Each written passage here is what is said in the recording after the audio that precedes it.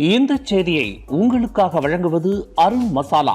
1983 ஆண்டிலிருந்து தரத்துடன் தன்மை மாறாத அறுசுவை சமையலுக்கான அருண் மசாலா.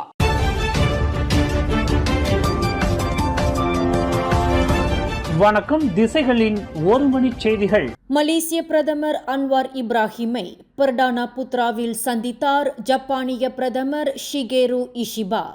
ஜப்பானிய பிரதமர் ஷிகேரு இஷிபா 2 நாள் பயணமாக மலேசியா வந்தடைந்தார். அவருக்கு புத்ராஜயாவில் உள்ள பர்டானா புத்ராவில் மலேசிய பிரதமர் டத்தோஸ்ரீ அன்வார் இப்ராஹிம் தலைமையில் அதிகாரப்பூர்வ வரவேற்பு அளிக்கப்பட்டது. இரு நாடுகளின் தேசிய கீதங்கள் இசைக்கப்பட்டன. அணிவகுப்பு மரியாதையும் அளிக்கப்பட்டது. ஜப்பானிய பிரதமரின் மனைவி யோஷிகோ இஷிபாவும் மலேசிய பிரதமரின் மனைவி டத்தோஸ்ரீ ஒன் அசீசா ஒன் இஸ்மாயிலும் இந்நிகழ்வில் கலந்து கொண்டனர். வரவேற்பு நிகழ்வுக்கு பிறகு இரு பிரதமர்களும் இருதரப்பு பேச்சுவார்த்தை நடத்தினர். வர்த்தகம், முதலீடு, மனிதவள மேம்பாடு, எரிசக்தி துறையில் ஒத்துழைப்பு போன்ற இரு நாடுகளுக்கும் இடையிலான உறவை மேம்படுத்துவது குறித்து விவாதிக்கப்பட்டது. மத்திய கிழக்கு நிலைமை உட்பட வட்டார அனைத்துலக விவகாரங்கள் குறித்தும் அவர்கள் கலந்துரையாடினர். பேச்சுவார்த்தைகளுக்கு பிறகு கூட்டு செய்தியாளர் சந்திப்பும் மதிய உணவு விருந்து நடைபெற்றது. பந்துவான் அவால் பெண்டிடிகான் எனும் பள்ளி உதவித்தொகை திட்டத்தின் கீழ் மாணவர்களுக்கு நிதியுதவி வழங்க உள்ளது மலேசிய கல்வி அமைச்சு. முதலாம் ஆண்டு முதல் படிவம் 4 வரையிலான மாணவர்களுக்கு ஜனவரி 13 முதலும், படிவம் 6 மாணவர்களுக்கு பிப்ரவரி 16 முதலும் உதவித்தொகை வழங்கப்பட உள்ளது.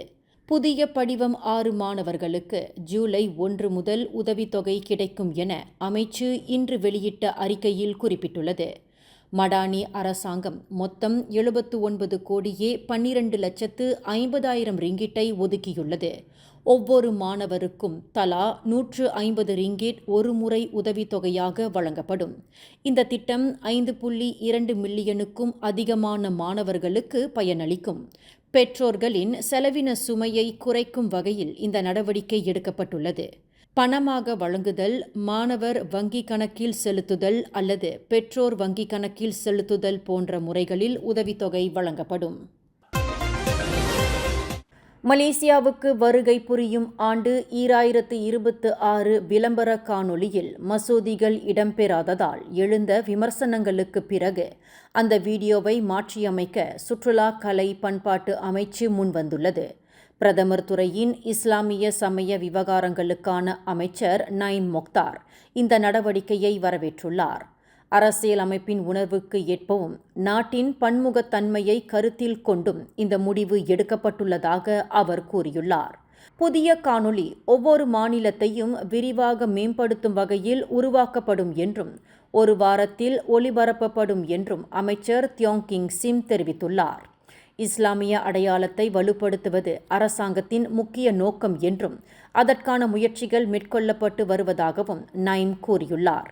நாட்டின் முன்னேற்றத்திற்காக அனைவரும் ஒற்றுமையுடன் செயல்பட வேண்டும் என்றும் அவர் கேட்டுக்கொண்டுள்ளார்.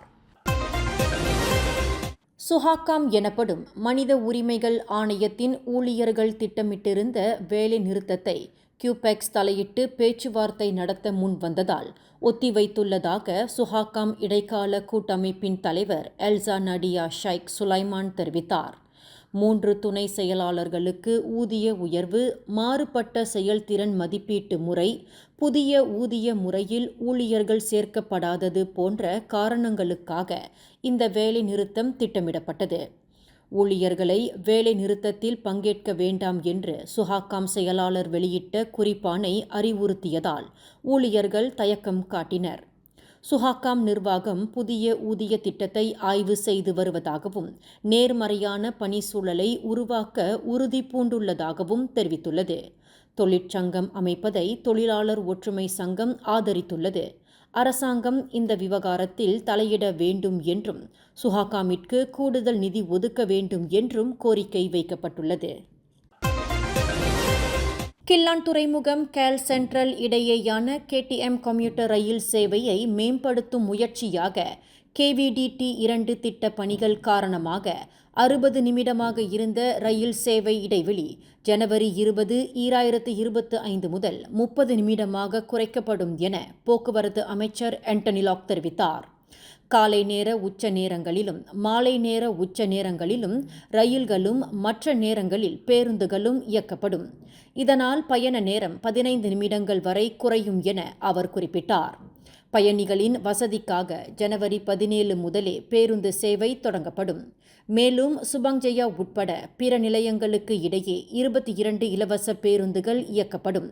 பயனர்கள் அப்துல்லா ஹுக்கும் ரயில் நிலையம் முதல் சுபங்ஜயா நிலையம் வரை ஏற்கனவே உள்ள பேருந்து LRT சேவைகளை பயன்படுத்தலாம். இந்த மேம்பாடுகள் KVDT 2 திட்ட பணிகள் சுமூகமாக நடைபெறவும் பயணிகளின் காத்திருப்பு நேரத்தை குறைக்கவும் உதவும் என இன்று காலை நடந்த செய்தியாளர் சந்திப்பில் ஆண்டனி லாக் தெரிவித்தார்.